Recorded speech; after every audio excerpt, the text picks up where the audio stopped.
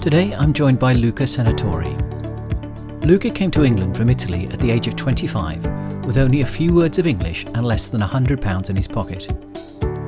He is now the CEO of award-winning agency Genie Goals, author of the agency Build, Grow, Repeat, and a proficient industry speaker around marketing, motivation, people and growth. Luca, from very humble beginnings to a top agency, what was your journey and what made you succeed? Yes, it was a long journey. It was full of ups and downs, as I'm sure any entrepreneur will probably report. In my case, it was slightly different because I grew up in circumstances that were challenging with a slightly dysfunctional family. My father left when I was about 5 years old, which wasn't a bad thing because he wasn't a very nice person. So you have that silver lining. But the downside of that is that back in the day, especially in Italy, it was very atypical for families to be broken up. And it was very atypical for women to having to work to make ends meet, really. And my mom had to figure that out by herself. And it wasn't easy at all. And at the age of 13, I had to stop school, which was the earliest that you were legally allowed to do so. And went to work in a factory bending, welding, and uh, cutting metal for the building trade. And it was challenging, but it also was a very good school. And then when we were able to manage the desk to a level where we could perhaps take a little bit of risks, I decided that I wanted to become a marketeer or something that allowed me to earn more than just the minimum wage. And so I quit my job and I told my mom I found this great job as a marketeer, which was really a salesperson with a glorified title. You needed a little diploma to do so. So I went to school at night as I was working, and I got that little diploma. And then I started working. And my mom was very nervous because it was a commissions only job. And she said, are you really sure we need the money? But the truth is that within 3 months, I was earning a lot more than any of my friends. So things were looking really, really bright. If it wasn't for a car crash that I had, where the car was totally demolished, it was a write-off.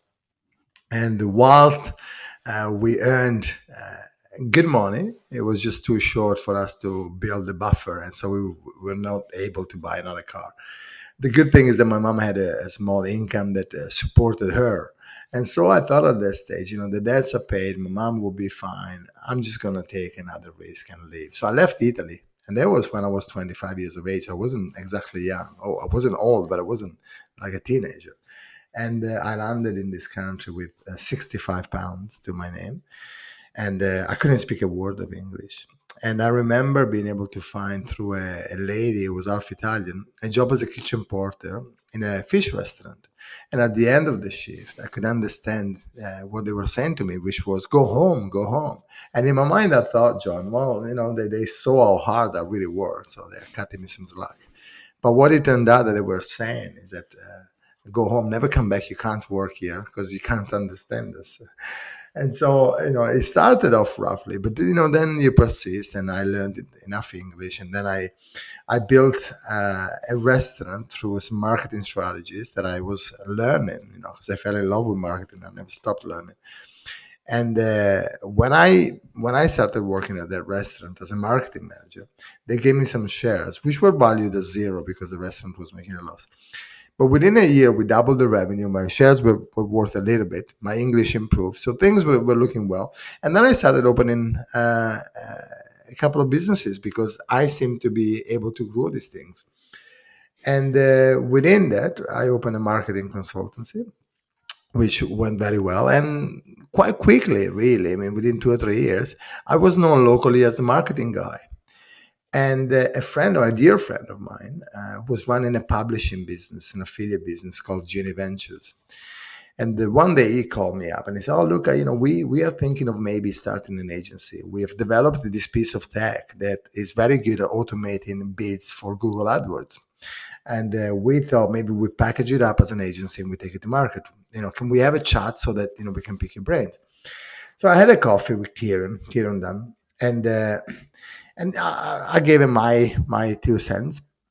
And then we went our separate ways. And 2 years later, they were pretty much still at the same point, not because of lack of trying or because of inability, just because the publishing business was so busy. And but they still had this piece of tech that was proven very successful in managing bids for their own affiliate publishing business. And together we made a decision to join forces. I sold my 3 businesses and I went in to grow what today is Genie Goals. And that's it. And then the rest of it, the rest of it is history. We went in with a big promise. We were going to revolutionize the digital marketing for retail brands. We worked very hard, a bit of luck, a lot of persistence, and here we are today. And do you think that it's your work ethic that's helped you succeed to where you are today? Without a doubt. Talent. If somebody works hard and has talent, great. But talent shows up unpredictably and then takes naps unpredictably. It's a bit like luck. It's easier with luck, but you can't rely on luck. Whereas work ethics are in our control. We just make decisions. When I work very hard, I work extremely hard. I get up at 4:30, 4:45 in the morning, and I work very hard. And people mistake that for something I like doing. Nobody likes waking up at 4:30 in the morning. Nobody likes waking up. You do it because you have your priorities set right. And there's nothing wrong with not doing it. There's nothing wrong with binge watching Netflix if that's what you want to do. But if you have your priorities set and then your behavior doesn't match those priorities, then that is when the problems come in. So for us, I think we're very lucky to all have our priorities very, very set right, and the work ethics that back it up. So absolutely, I think hard work beats talent any day of the week. You just mentioned that part of your role in life is being a mentor. But in addition to that, you're also a very proficient speaker, as well as being the CEO of an award-winning agency. How do you balance all the demands that this brings, and which one are you most passionate about? It's a great question. So let me start from the balance. I don't think of it as balancing. I think of it as one needs the other. So I've always been passionate about personal development and the ability to get the best out of ourselves. And I think without that, I would certainly not have done my job as well as I did as a CEO. Because what I bring isn't the technical know-how of how to run and build campaigns. Marketing strategy is something that I know, but it moves all the time. I think what I bring is that leadership of being able to get peak performance out of me and then perhaps lead by example. And we made that part of our brand. We made that part of our success in driving the business forward by developing people, and not only technically but also with their minds and their personalities. So more than a balancing act, is certainly a complementing element to it. And in terms of which one I'm most passionate about, I love marketing. It's a fascinating industry because there's a lot of psychology behind marketing strategies. But it's marketing. My wife is an occupational therapist, and her job is to make the life of kids who have been impacted by severe illnesses or accidents a lot better. Now, that is a very important, meaningful job. We essentially help retail brands sell more stuff. Yes. So, if I'm totally respectful but also very candid, I can't be passionate about that in the same way that I'm passionate about developing people. So what I'm about is to bring in kids out of university or people that worked in other companies and help them see that they are valuable, help them see that they can grow, help them see that they can contribute and become better professionals and even better people through it and make a difference in that way. When you go home at night and you think I supported 40 people, that is what's in it for me, I think. You're listening to the shortened version of this podcast. To listen to the full version, visit your favourite podcast player and search for Webtrends Optimize or The Big Lift.